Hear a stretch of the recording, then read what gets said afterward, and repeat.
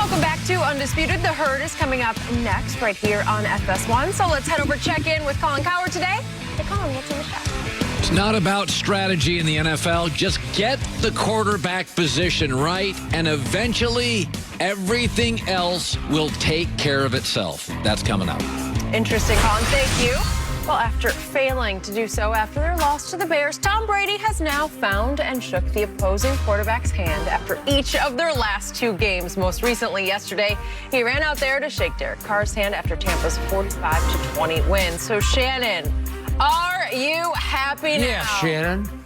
You ought to be ashamed of yourself. And Tom Brady ought to be ashamed of himself. Now, this is the third time in 7 seasons in which he's played Derek Carr. What do you think that relationship is like? Oh, they're deep, good friends. Now, Best friends. This is what I noticed now.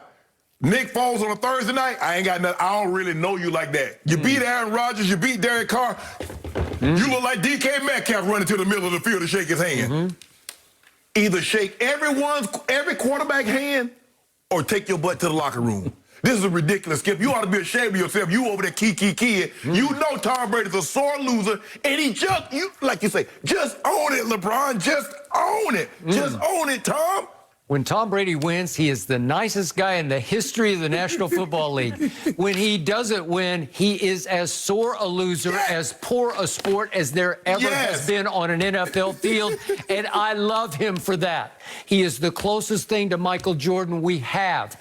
He's Psycho Tom. He is a split personality. He is a cold-blooded football killer. If he loses, he goes psycho and he runs to the locker room. But I noticed that he only loses his mind when he loses. Yep. He's perfectly sound. He's of sound mind when he's winning. Now, the moment he loses, he's like, oh, I'm this person. I can't do that. Let me run to the locker room. You ought to be ashamed of yourself, He's hooked on that winning drug. And once he gets it, he is at peace. He's blissful. Now, you know Eli. You and Eli, brother, y'all cool. You been knowing a little Eli, a little lie. That's what they call it. He bust you. Okay, I'm saying, you know what? That was the time, the emotion was high. You know, sometimes when emotion is high, logic is low. Now, okay, if that ever happened again, Tom Brady would never do that again. How is it in all of your wins in the Super Bowl, you remember to go shake the guy's hand, but in all your losses, somehow you lose your mind and you go straight to the locker room? How is that possible, Skip? You know what? Tom Brady does not care what you think about whether he shakes hands or not. Skip, that's what I love the most about him. Skip, I just want to know how is that possible?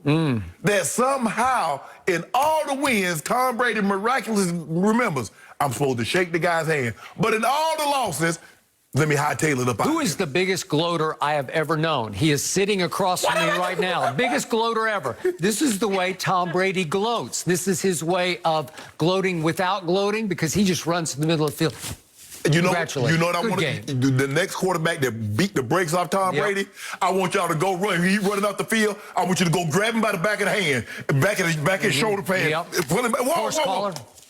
Yep. How you doing? Take that L with you. Okay. That's what I want him to do. Take that L with you. It's going to come. Well, the problem is I'm not sure he's going to lose another game. Oh, he's going to lose another one. No, I'm not sure. He's going to lose another one. Yeah. But Skip, you know this is bad. This is bad look, Skip. Yeah.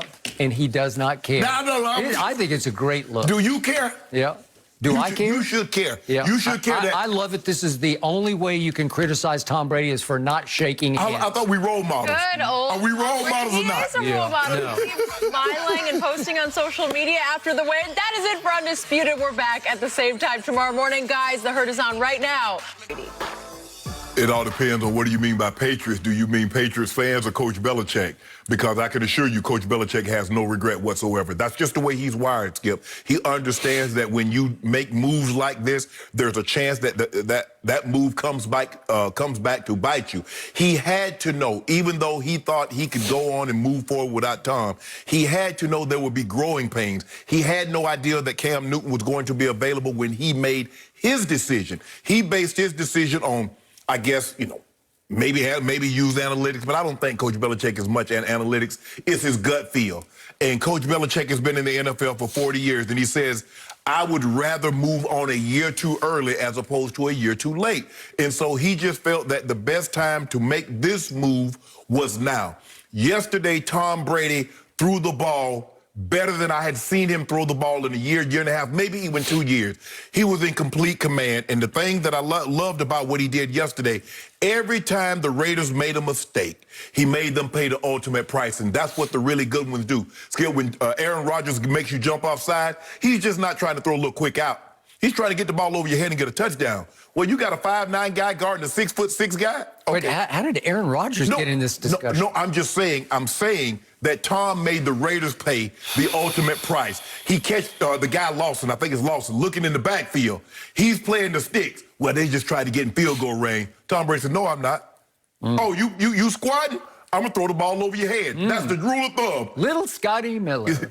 I guess they keep They better stop underestimating these white guys. These white guys that play receiver can actually run. Who can run 4.3. So that was the thing, Skip. I think the Patriots fans, well, all of a sudden they're not Patriots fans anymore, Skip. They're Tom Brady fans. Because when I said it was all about Brady, they're like, no, I've been a Patriot fan since '68. I've been a Patriot fan, Steve Grogan and Matt Cavanaugh, yada, yada, yada. Now all of a sudden, I see all those fans that I used to see with Patriots jersey on, they got 12 Buccaneer jerseys on. So I do believe the fans, of course, it's not gonna be the same for them, because every year when he was with the Patriots, they were a Super Bowl favorite. Now, that's not going to be the case. So the question was, do the Patriots miss him? Coach Belichick doesn't, but I believe the fans and of some of those guys in that locker room, they absolutely miss him because they're not used to having this many losses. Forget it this soon in a season. They've got more losses right now, Skip, than they probably had in any season win in the last 4 or 5 years, because this is not what they're used to. That is correct.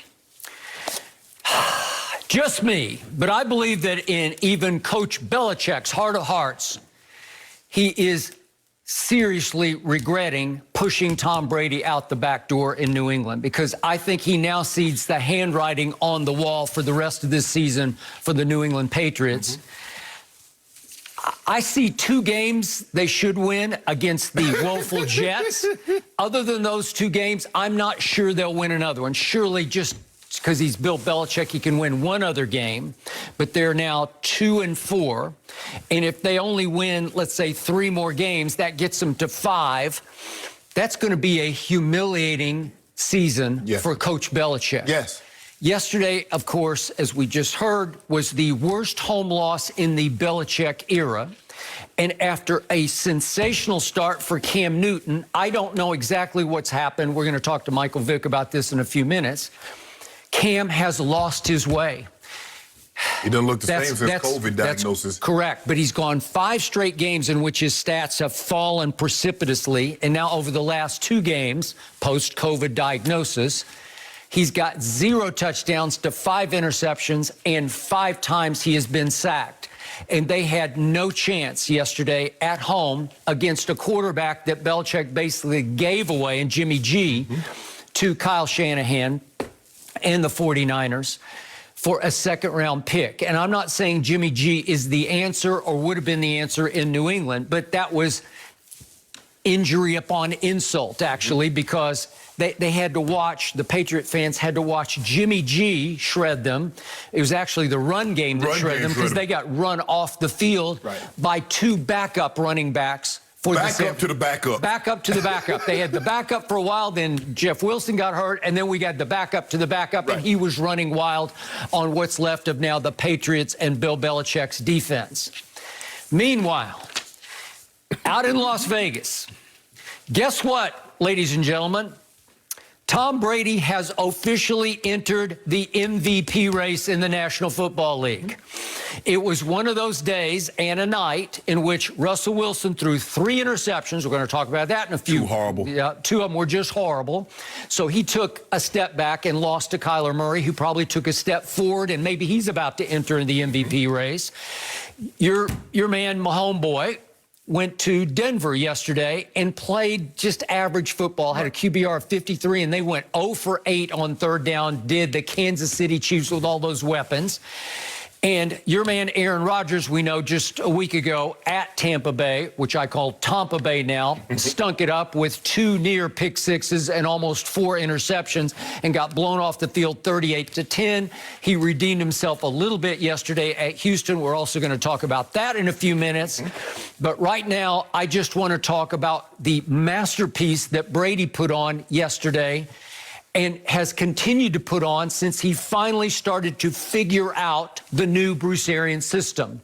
Obviously, with no preseason games and mostly virtual preseason, it took him 2 or 3 games to start to get the hang of a whole new terminology and system.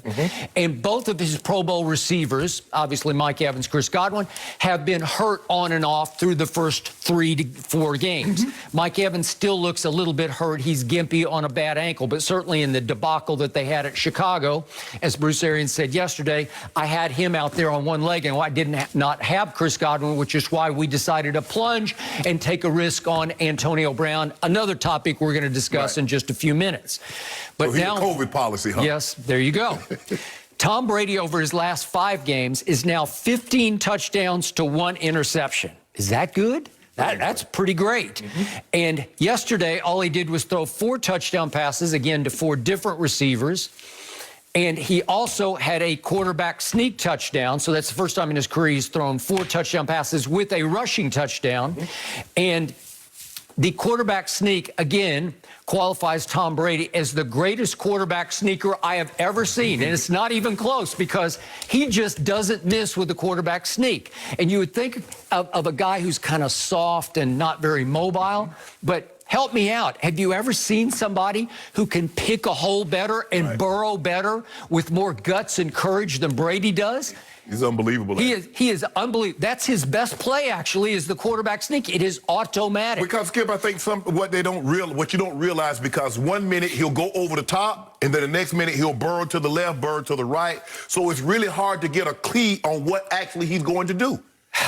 And yesterday, his 4th touchdown pass put him 1 ahead of Drew Brees. They're going to seesaw back and forth all year for the all-time touchdown pass lead. Right. So once again, there are no turnovers. And once again, he's 7 of 12 on 3rd down, 5 of 6 in the red zone. They are starting to cook. They're getting a little healthier at receiver.